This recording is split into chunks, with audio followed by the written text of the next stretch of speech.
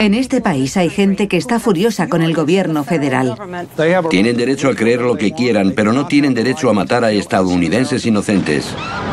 Ha habido una gran explosión en la ciudad de Oklahoma. La policía está accediendo al Instituto Columbine ahora mismo. No debemos bajar la guardia porque los terroristas a menudo eligen el camino con menos resistencia y atacan cuando y donde menos lo esperamos. ¿Cuáles son sus planes de futuro? Los verá y tendrá noticias de ellos en los medios. Si Alá lo quiere.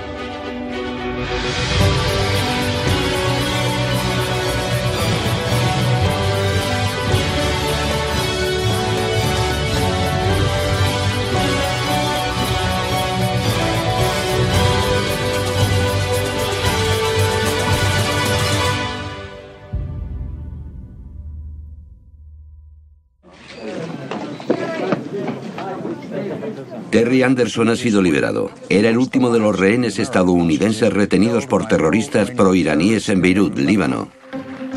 A principios de los 90 se creía que el terrorismo era historia. Todo el que podía utilizar el terrorismo para conseguir objetivos políticos estaba muerto, en la cárcel o envuelto en un nuevo proceso de paz. Una delegación siria se encuentra hoy en Washington dispuesta a reunirse con Israel para hablar de la paz en Oriente Próximo. Creíamos que los 90 serían una época de paz. No solo había acabado la Guerra Fría, sino que habíamos ganado. Tenemos ante nosotros la oportunidad de forjar un nuevo orden mundial. Un mundo en el que la ley gobierne la conducta de las naciones. El mundo estaba cambiando y era un momento emocionante para quienes veían Estados Unidos como un país que aprovecharía la globalización. Pero había muchos a quienes no les gustaba aquellos cambios. En Naples, Idaho, a unos 65 kilómetros de la frontera con Canadá, oficiales federales han rodeado una cabaña en la que el supremacista blanco fugitivo Randy Weaver se ha atrincherado. Randy Weaver era una persona que se preparaba para el colapso social y vivía con su familia en las montañas de Ruby Ridge, Idaho. La oficina de bebidas alcohólicas, tabaco y armas de fuego vigilaba a Weaver por sus vínculos con la nacionaria. Intentaron presionarlo para que delatara a sus amigos del movimiento y se negó. A Weaver lo citaron a juicio por un cargo de venta de armas cortas a fuerzas del orden. Un dispositivo de 200 policías, agentes federales y la Guardia Nacional ha rodeado la casa. Esto no es más que una demostración de fuerza para asustar a todos los que vivimos en el norte de Idaho. Todos tenemos armas en casa, todos tenemos armas ocultas por ahí. El norte de Idaho se ha convertido en el hogar de mucha gente que, como Randy Weaver, quiere alejarse de los problemas de la civilización y de la propia civilización. No es un terrorista. No supone un peligro para nadie. Todo el que lo conoce lo define como un hombre de familia, bueno y cariñoso. El norte de Idaho jamás había sido testigo de tal potencia de fuego por parte del gobierno federal. Lo que debía haber sido prácticamente una detención rutinaria se complicó en exceso. Hubo un tiroteo en el que murieron Sammy, el hijo de 14 años de Weaver, un perro y un oficial de justicia. Un tirador experto del FBI mató a la mujer de un disparo mientras sostenía al bebé en brazos. A los agentes del FBI se les entrena para que disparen únicamente para protegerse ellos mismos o a los demás. Pero las reglas de enfrentamiento se reescribieron para Ruby Ridge. En el FBI se tomaron decisiones que permitían a los francotiradores dispararle a cualquiera que fuera armado. Era totalmente injustificable. ¡Metedme una bala en la cabeza! ¡Venga, que os lo pongo fácil! ¡Voy a darme la vuelta! ¡Asesino de niños! ¡Criminal! ¡Malnacido! No todos los que viven por la zona creen que Randy Weaver tenga razón, pero afirman que nada de esto habría ocurrido si las autoridades federales le hubieran dejado en paz. Lo de Ruby Ridge no fue una noticia que copara las portadas de los periódicos nacionales. La mayoría de la gente ni se enteró, pero claramente le dio alas a la derecha radical. El asedio ha acabado a las 12:15 cuando Randall Weaver y sus 3 hijos han bajado de la montaña después de 11 días. Estaba surgiendo una gran conmoción precisamente por el fin de la Guerra Fría. Esa mentalidad de que el gobierno de Estados Unidos era el enemigo dio lugar a casi una década de violencia. Hoy en Langley, Virginia, cerca del cuartel general de la CIA, un joven con un fusil ha abierto fuego contra personas que estaban en sus coches. Era inconcebible que se pudiera producir una situación como un tiroteo a personal de la CIA en su propia puerta. Y el tirador huyó. 2 empleados de la CIA han sido asesinados a tiros en Virginia. Nos informan de que un sospechoso pakistaní está de vuelta en Pakistán. Averiguaron su nombre, Mir Kanzi, pero no sabían cómo clasificarlo. ¿Para quién trabajaba? ¿Qué organización? En los 70 lidiábamos con grupos terroristas, pero en este caso no se identificó a ningún grupo. Eran las acciones de un único individuo. No nos dimos cuenta de que el terrorismo parecía tomar un nuevo rumbo.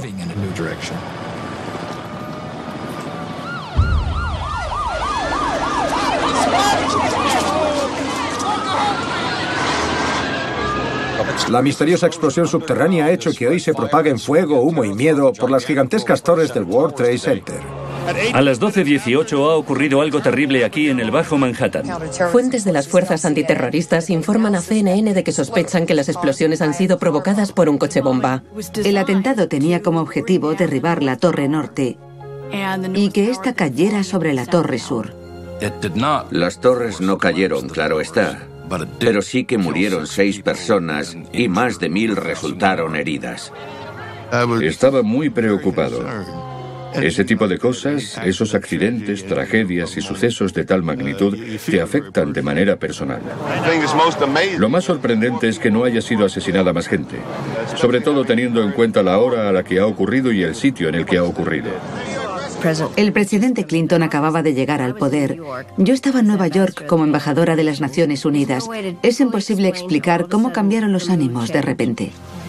He ofrecido todos los recursos del gobierno federal. Hemos dedicado todos los recursos de información de las autoridades a esclarecer este tema. Me tiene muy preocupado. Los agentes federales empiezan a centrarse en la posibilidad de que la explosión fuera obra de terroristas extranjeros. El atentado del World Trade Center de 1993 fue una señal de que la guerra entre extremistas, que se había limitado en gran medida a Oriente Próximo, había llegado a territorio estadounidense. Esta noche, 6 días después del atentado del World Trade Center, un sospechoso ha pasado a disposición judicial y se esperan más detenciones. Los investigadores dieron con el número de bastidor del camión de Ryder y resultó que uno de los colaboradores había vuelto allí para pedir que le devolvieran el depósito de $400. Las autoridades han informado a ABC News que el hombre tiene vínculos con un grupo radical musulmán. Lograron capturar a la mayoría de los cómplices, pero el cerebro, Ramzi Youssef, huyó. Ramzi Youssef era inteligente y radicalizado. Su tío era Khalid Sheikh Mohammed, el hombre que luego se convertiría en el líder de Al-Qaeda. Tengo una oficina en ese edificio y llevaré a mi equipo a la oficina. Ese será nuestro mensaje para quienes quiera que hicieran esto. Fuera lo que pretendierais, habéis fracasado. Para el FBI, la conclusión fue que esos hombres, aunque eran peligrosos, no estaban al nivel de los terroristas de finales de los 80. Que eran un quiero y no puedo. Y está claro que no podían estar más equivocados. Por primera vez desde el atentado, la Torre 2 reanudará su actividad 2 semanas antes de lo previsto. Y eso, afirma el alcalde de Nueva York, es síntoma de que la ciudad ha superado el uso del miedo como arma. Según afirma, los únicos que deben tener miedo ahora son los propios terroristas. Buenos días. Hoy empezamos en los alrededores de Waco, Texas, donde decenas de agentes federales han rodeado la sede de una secta religiosa. El 28 de febrero me llamaron y me dijeron: vete a Waco, que parece que ha habido un tiroteo.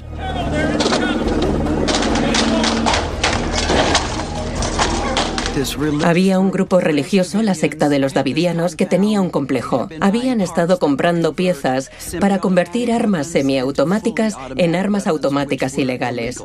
Los agentes federales decidieron que era hora de entrar. Hay un hombre fuera.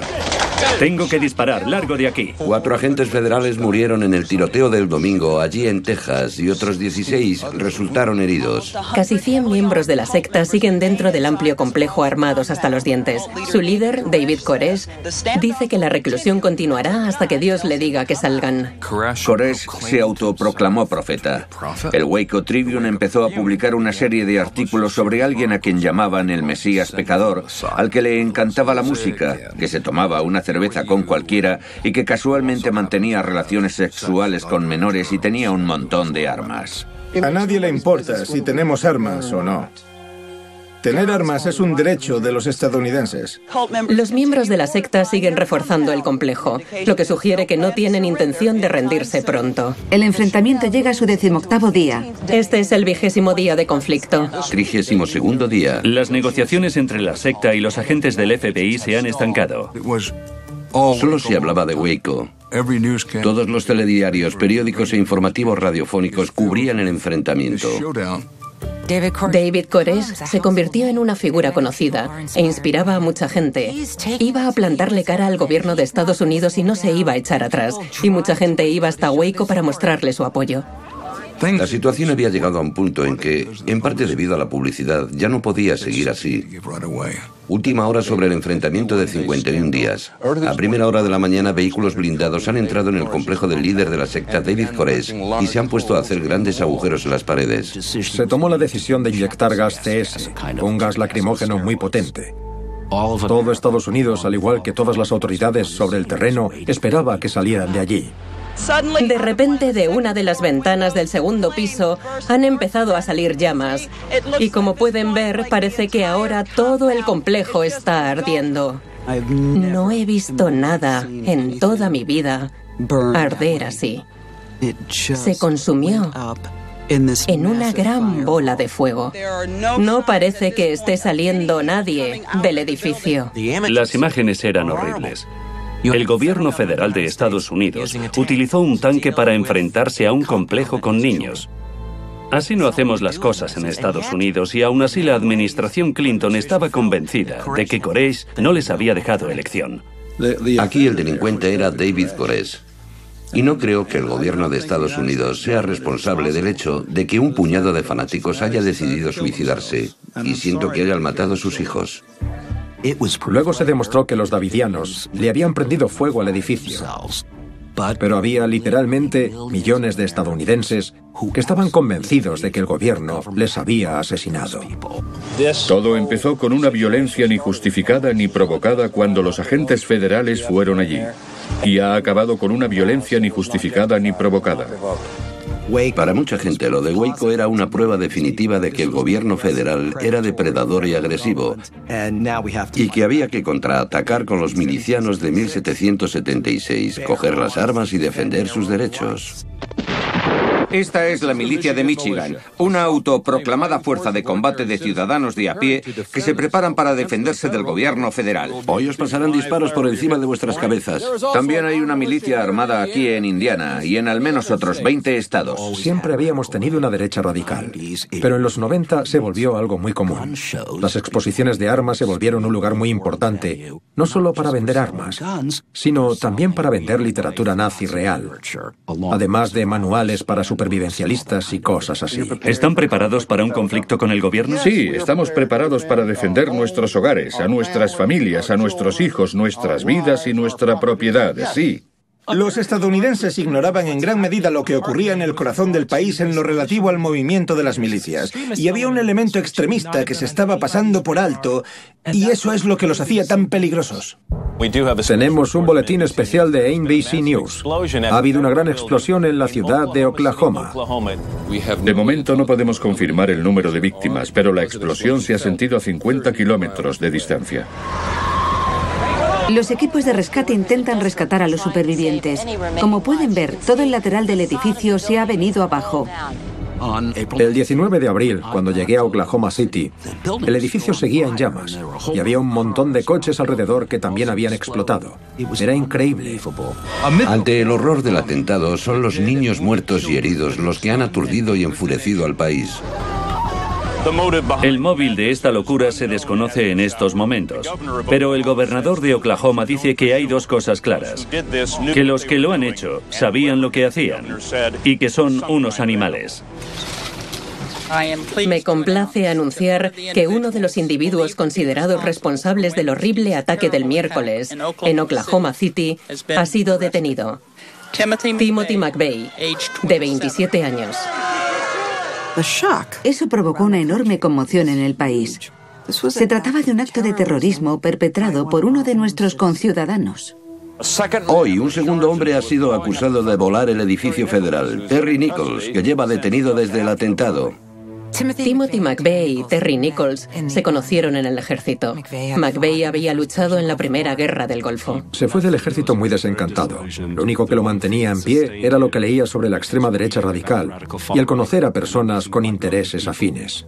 El supuesto plan de Timothy McVeigh para volar el edificio federal se diseñó a lo largo de una odisea secreta de un año por Estados Unidos. McVeigh visitó milicias de todo el país. Fue al complejo de Waco mientras estaba bajo asedio. El 19 de abril, 2 años después del incidente de Waco, se produjo el atentado de Oklahoma City. Señor presidente, hay decenas, o puede que más, decenas de miles de hombres y mujeres que los fines de semana se ponen un atuendo militar y se van a entrenar porque están alterados por lo de Waco. A pesar de lo que usted dice, hablamos de miles y miles de personas de este país que están furiosas con el gobierno federal. Tienen derecho a creer lo que quieran. Tienen derecho a decir lo que quieran. Tienen derecho a tener y llevar armas y tienen derecho a vestirse de uniforme y salir los fines de semana. Pero no tienen derecho a matar estadounidenses inocentes ni tienen derecho a infringir la ley. No se le puede declarar la guerra al terrorismo nacional. Eran de los nuestros, era nuestro problema. No sabemos cuánto odio se está sembrando en torno a otras granjas abandonadas u otros aparcamientos para caravanas. Es decir, cuánta gente más habrá como él. Buenas noches. Les vamos a hablar de un misterio aterrador que viene de tiempo atrás. Esta noche, en algún punto del país, hay un terrorista perturbado que lleva 16 años enviando bombas letales. El FBI empezó a investigarlo en 1978. Un ejecutivo publicitario de Nueva Jersey abrió una carta en su casa este fin de semana y esta explotó y lo mató. Fue una escena estremecedora. Recuerdo que había una sartén de hierro fundido con clavos incrustados de la fuerza de la explosión. Este asesinato a sangre fría es el último de una serie de atentados conocidos con el nombre en clave de Unabomb. Unabomb viene de terrorista de universidades y aerolíneas. Se debe a que 6 universidades, un avión comercial y un ejecutivo de una aerolínea han sido algunas de sus víctimas. El FBI afirma que no logra encontrar un patrón y admite que la larga investigación está resultando frustrante. Los 90 trajeron un nuevo desafío para las autoridades, los lobos solitarios. Eran como la proverbial aguja en el pajar. Lo único que tienen las autoridades es el retrato robot de un hombre blanco que se cree que tiene unos 40 y tantos. No era el primer terrorista solitario al que investigábamos, pero su larga trayectoria como terrorista en serie era única. Información sobre Unabomb. Las miles de pistas que ha recibido el grupo de trabajo de Unabomb de San Francisco no han llevado a ninguna parte. Adoptamos un enfoque completamente distinto, una estrategia totalmente diferente. Trajimos a un equipo de analistas del FBI que trabajaba las 24 horas, pero por desgracia volvió a ocurrir. Atención a todas las unidades. Un paquete bomba ha explotado en la sede de la Asociación de Silvicultura de California. El asesino conocido como Unabomber dice que dejará de enviar paquetes bombas si los periódicos publican sus teorías políticas. Cuando recibimos el manifiesto, estábamos convencidos de que debíamos publicarlo. Creíamos que alguien reconocería esas palabras. La revolución industrial y sus consecuencias han supuesto un desastre para la raza humana. Así comienza una sorprendente edición de 8 páginas del Washington Post de hoy. Y alguien reconoció las palabras de un perturbado y lo delató a las autoridades. La búsqueda más larga e intensa en la historia de Estados Unidos se ha centrado en un principal sospechoso a las afueras de Lincoln, Montana. Nuestra mayor preocupación era que hubiera trampas explosivas en la propiedad, por lo que había que tener mucho cuidado. Llamamos a la puerta de la cabaña. Empezó a cerrar la puerta y dijo, voy a coger el abrigo y salgo. Y uno de los agentes empujó la puerta. Y la mañana del 3 de abril sacamos a Theodore Kaczynski de su cabaña. ¿Es usted Unabomber? Es ¿Es usted y una bomber? Agentes del FBI han registrado hoy la casa de un exprofesor de matemáticas de 53 años llamado Theodore Kaczynski. En la investigación sobre el terreno se han encontrado multitud de pruebas. Fue un momento indescriptible. Por fin se había acabado aquella investigación de 18 años. Mike Wallace y yo entrevistamos en 60 Minutes a la familia de Kaczynski, que lo había delatado. Sentí algo que no esperaba sentir en absoluto. Una profunda sensación de inquietud, de miedo. ¿Por lo que leyó? Por lo que leí. Porque sonaba a Ted. Porque sonaba tanto a él que no podía negarme ni a mí mismo ni a Linda que fuera Ted el que lo había escrito. ¿Qué íbamos a hacer? No podíamos poner en peligro más vidas. Ni Dave podía. Ni los demás podíamos. Al parecer salvaron algunas vidas, porque cuando el FBI detuvo a Ted Kaczynski, afirmaron haber encontrado una bomba sin explotar envuelta debajo de su cama lista para enviar. Solo faltaba un nombre y una dirección. Compren sus banderas de Estados Unidos, todo el mundo necesita una. Granizados de limón, 3 por 1. Gorras, bolígrafos, camisetas. ¡Bienvenidos a Atlanta! En julio de 1996, cuando se celebraron las Olimpiadas en Atlanta, había una enorme preocupación por los atentados terroristas y la seguridad del recinto se coordinó cuidadosamente. Se están celebrando con unas medidas de seguridad que ningún estadounidense de otra generación hubiera imaginado. Policías y vigilancia adicionales, personal registrando los bolsos. ¿La gente está dispuesta a ello? Aquí no se está quejando nadie y es lo más destacable. Había un sitio al que los responsables decidieron que la gente debía poder ir sin pasar por controles, el Parque Olímpico del Centenario. 1:25 de la mañana, miles de aficionados se dan cita en un concierto de rock al aire libre en el Parque del Centenario.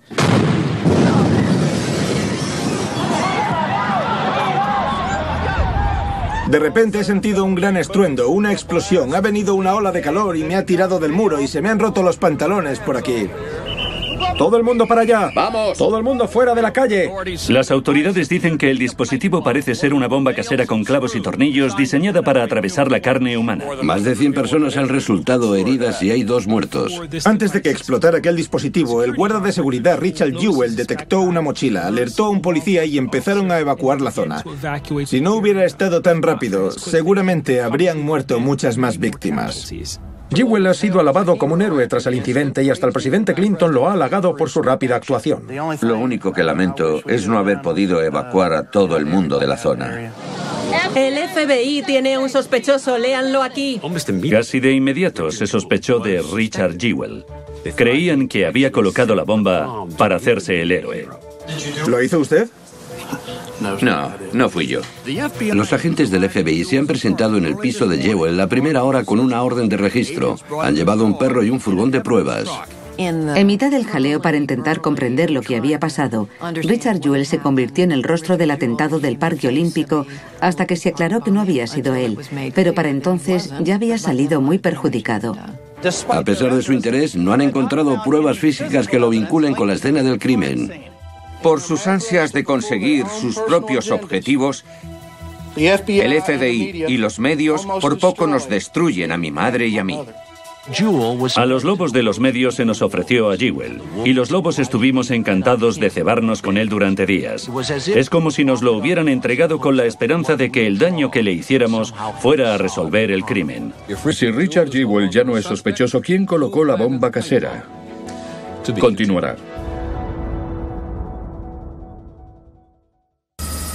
Una bomba ha estallado en Atlanta. La explosión sobre las 9:30 horas ha reventado las ventanas de una clínica de planificación familiar. Tras el atentado de las Olimpiadas de julio de 1996 hubo un poco de calma, pero en 1997 el mismo terrorista volvió a actuar.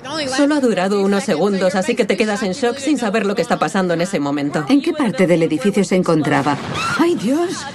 Esta segunda explosión, en torno a una hora después, ha herido a un fotógrafo de televisión, un agente federal y al menos otras 4 personas. ¡Atrás! ¡Venga! ¡Por favor, vamos! Cuando llegaron la policía y el personal sanitario, hubo una segunda bomba con clara intención de asesinar a tantos miembros de las autoridades como fuera posible.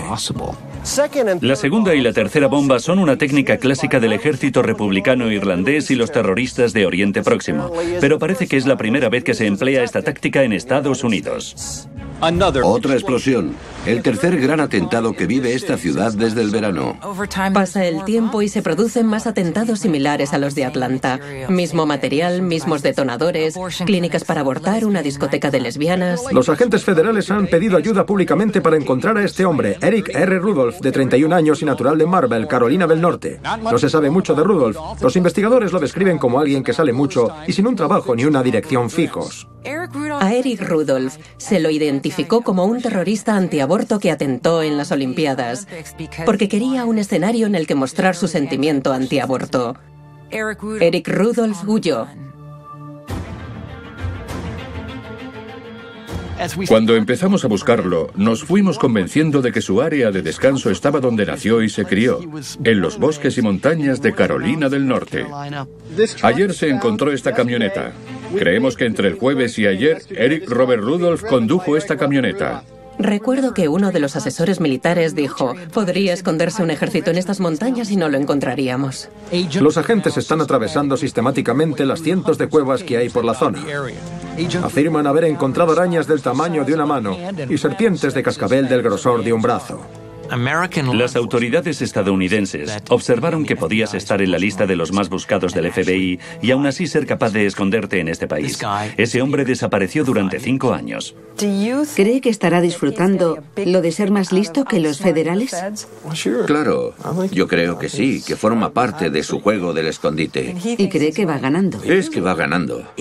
Al final, lo acabaron cogiendo en un momento penoso, rebuscando algo que comer en un contenedor. Un policía local novato lo detuvo. Todo aquello tenía algo de increíble. Eric Rudolph formaba parte de una corriente de terrorismo nacional que nos estaba comiendo por dentro como un gusano. Hola de nuevo, les informamos de una noticia de última hora a las afueras de Denver. Parece ser que ha habido un tiroteo en un instituto en la ciudad de Littleton. En los 90 llegaron los primeros tiroteos masivos en colegios. Hay algo especialmente perturbador en los asesinatos premeditados perpetrados por jóvenes. La policía y otras fuerzas del orden están accediendo al Instituto Columbine ahora mismo. Se cree que dentro hay al menos 2 personas con varias armas automáticas y puede que bombas caseras, pero la policía aún no lo ha confirmado. Salió en la televisión local enseguida. Yo casualmente estaba viendo la tele y cogí el coche. Vi un grupo de helicópteros dando vueltas como buitres y supe al instante que era mucho peor de lo que me había imaginado.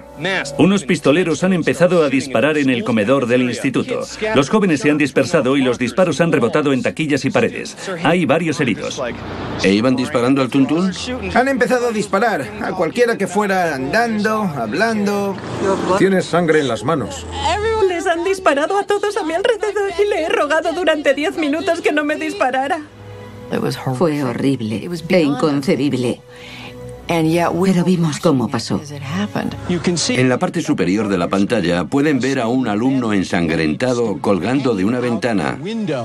Un cartel escrito a mano en el segundo piso dice, me estoy desangrando. Ha sido sobrecogedor. Es muy difícil para una madre ver a los padres que han venido. Deambularon por el instituto disparando a sus compañeros y profesores. 13 personas murieron y otras 21 resultaron heridas. Llegó la policía y no querían que los detuvieran, así que se suicidaron.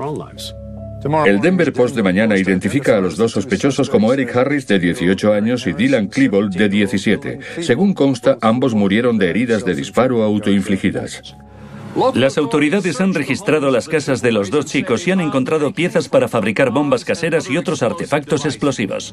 Ahora se debe sacar las conclusiones de este horror. La búsqueda de una motivación, la demanda de un control de armas más estricto, las sesiones de terapia en el instituto y la tristeza infinita. Ya había habido tiroteos en colegios antes, pero ninguno como aquel. Les dio un nuevo significado más oscuro a los tiroteos en colegios.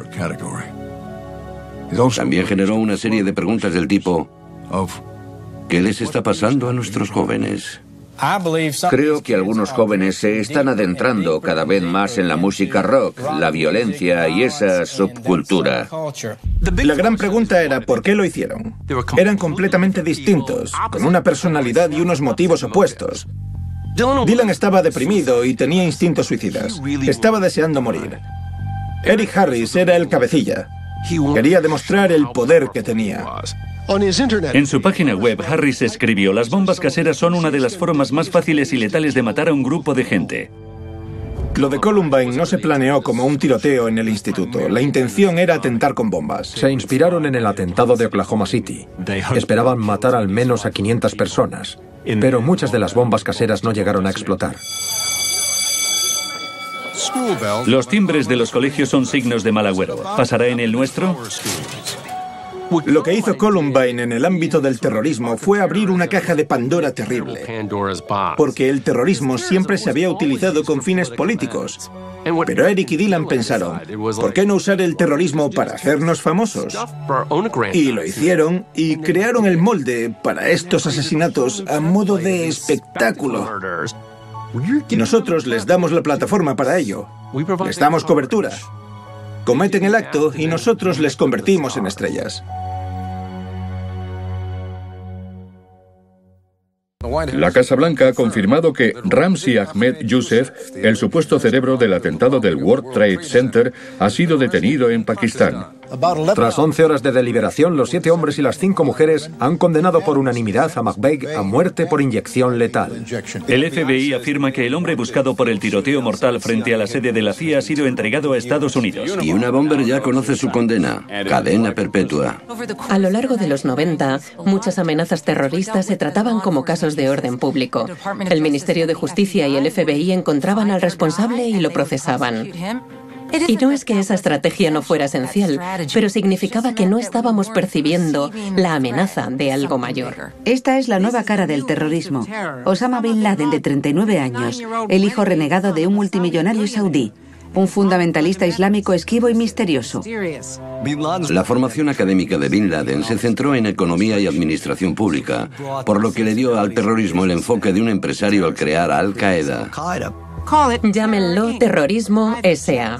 Aviones privados, cuentas bancarias en Suiza, da órdenes por Internet. En lo que respecta a cuestiones como móvil, dinero y red, es uno de los pocos del mundo que reúne todos esos componentes. Bin Laden, que había sido un aliado de facto de Estados Unidos durante la invasión soviética de Afganistán en los 80, se volvió contra Estados Unidos. Estaba molesto por la prolongada presencia estadounidense en Arabia Saudí. La guerra con Saddam Hussein había terminado. Se veía como un gran insulto el tener a no musulmanes defendiendo el país. Vi el nombre de Osama Bin Laden por primera vez en un artículo del New York Times. Fui a mis jefes de la CNN y les dije, vamos a intentar reunirnos con él para ver de qué va.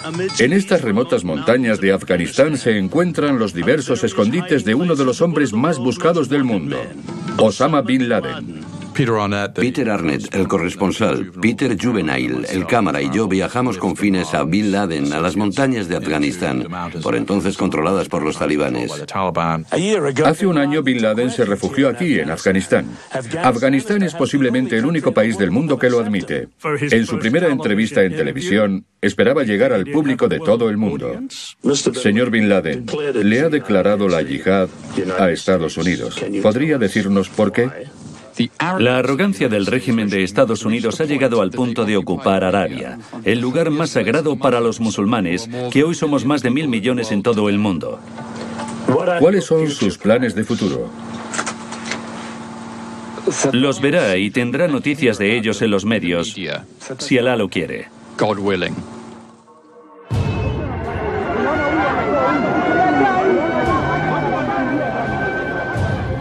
En el 8º aniversario de despliegue de Estados Unidos en Arabia Saudí, las fuerzas de Osama Bin Laden colocaron bombas en 2 embajadas estadounidenses en África. A media mañana, en Nairobi, una potente bomba ha explotado frente a la embajada de Estados Unidos. El edificio de detrás de la embajada se ha convertido en un amasijo de hormigón y acero, dejando la acera roja de sangre. A un autobús que pasaba le han reventado las ventanas y los pasajeros han quedado calcinados. Casi al mismo tiempo, a 670 kilómetros, otra explosión mortal. El objetivo, la embajada de Estados Unidos en Dar es Salaam, Tanzania. Los ataques simultáneos se convierten en el sello distintivo con el que Al-Qaeda demuestra su poder. La cifra de muertos asciende a 210. 5.000 personas han resultado heridas. Se trataba de un ataque muy sofisticado y coordinado. Era un enemigo para el que no estábamos preparados. La secretaria de Estado, Madeleine Albright, ha pasado el día en África Oriental. Fui a Kenia y a Tanzania para ver qué había pasado e intentar establecer los hechos. Y empezamos a seguir el rastro hasta Osama Bin Laden. No dejaremos que nos intimide ni silencie nuestra voz en el mundo gente a la que no le gusta lo que defendemos. De repente, el grupo de Bin Laden es una amenaza real y la administración Clinton decide actuar. Las Fuerzas Armadas de Estados Unidos han atacado una serie de objetivos en Sudán y Afganistán. Los misiles Tomahawk no tripulados han sido el arma elegida por el Pentágono para sus ataques aéreos sorpresa, que tenían como objetivo enviarle un mensaje claro al líder terrorista acusado Osama Bin Laden. Estados Unidos lleva enfrentándose al terrorismo de manera discreta. Hemos desmontado células terroristas y desbaratado sus planes, pero ha habido y habrá momentos en los que se ponga a prueba nuestra seguridad nacional y en los que debemos tomar medidas extraordinarias para proteger la seguridad de nuestros ciudadanos. Minutos después de los ataques de hoy en Afganistán y Sudán, hoy en Washington había quien cuestionaba el momento elegido. Es como en la película La cortina de humo, en la que el presidente finge una guerra para distraer al país de la noticia de sus líos sexuales. Había mucha gente que creía que Clinton intentaba distraer a los estadounidenses de lo verdaderamente importante, su posible destitución. En lo que quedaba de mandato, no volvió a autorizar ataques a menos que la información fuera rigurosa, porque esperaba muchas críticas. Estuvimos literalmente a metros de acabar con el propio Osama Bin Laden. Pero huyó, obviamente. Bueno, por casualidad o suerte. Osama Bin Laden está en guerra con Estados Unidos, según cuentan los expertos a NBC News. Su red de terrorismo tiene ya actividad en 50 países y campos de entrenamiento en 20. Habíamos entrado en otra era. Se trataba de un enemigo totalmente amorfo. Podía estar en Yemen, en Arabia Saudí, en París o en Londres. Podía estar en cualquier parte.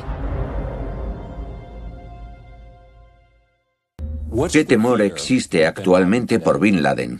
Si realmente está intentando organizar otro atentado y toda la inteligencia y los analistas más expertos han dicho públicamente ante el Congreso y en televisión que creen que así es, irá por símbolos estadounidenses, símbolos empresariales o el turismo, o a por Estados Unidos en sí.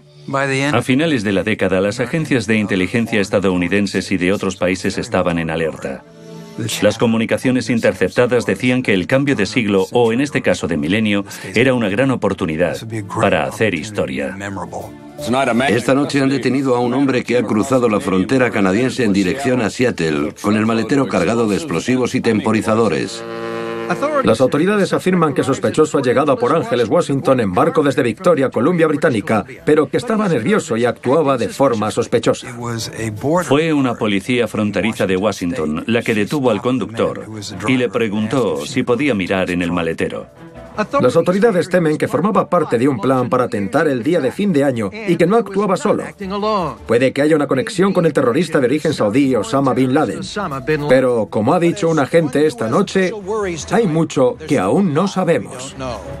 En algunos aspectos, Ahmed Ressam era un nuevo tipo de terrorista. En el pasado, a los agentes de Al-Qaeda se les había dado órdenes muy concretas e instrucciones directas sobre los objetivos. Pero a Ressam le dieron $12,000 para empezar y le dijeron: consigue tú el resto de los fondos, recluta tu propia célula y atenta contra lo que quieras. Se han encontrado 2 tarros de nitroglicerina y 3 bolsas de basura llenas de una sustancia química, urea. Los ingredientes para los explosivos son los mismos que se utilizaron en el atentado del World Trade Center en Nueva York. Su misión era volar una de las terminales del aeropuerto de Los Ángeles. Y lo detuvieron. Aunque parece que las autoridades han cogido al hombre que buscaban, es posible que la amenaza no esté neutralizada. Terminamos la década con una idea clara de que estábamos lidiando con una organización terrorista que nos había declarado la guerra y que estaba decidida a perpetrar más atentados. Su objetivo es conseguir un gran número de víctimas. Esa es la realidad del terrorismo actual. El miedo también ha provocado un refuerzo de la seguridad en aeropuertos, pasos fronterizos, empresas de servicios públicos y túneles. ABC News ha publicado hoy los resultados de una encuesta en la que se preguntaba: ¿le preocupa la posibilidad de un ataque terrorista en el país? El 73% ha afirmado que no le preocupa. El reto está en mantener la prioridad de la lucha contra el terrorismo. No debemos bajar la guardia después del 1 de enero. Debemos estar alerta, porque los terroristas a menudo eligen el camino con menos resistencia y atacan cuando y donde menos lo esperamos. El gobierno y las fuerzas de seguridad de todo el país necesitan suerte todos los días. Los terroristas solo necesitan suerte una vez. Si se echa la vista atrás a los 90 en su totalidad, vemos que hubo mucha violencia en territorio estadounidense. Si examinamos los 90 en conjunto, momentos clave como lo de Columbine, los tiroteos en colegios de Colorado, el atentado de Oklahoma City, lo del complejo de los davidianos de Waco, eran indicativos de que algo en lo más profundo de Estados Unidos, algo oscuro, se estaba gestando. A medida que se acerca el año 2000, los grupos que siguen a las milicias del país afirman que aumenta el odio hacia el gobierno y el miedo a la ley marcial. Es difícil pensar en ninguna otra década que se acerque a la de los 90 en cuanto a la cantidad y a la magnitud de los ataques dirigidos y diseñados para vengarse del gobierno de Estados Unidos. Esas fuerzas subterráneas tan potentes estaban alineando sus energías para adentrarnos en una nueva era de violencia en el nuevo milenio.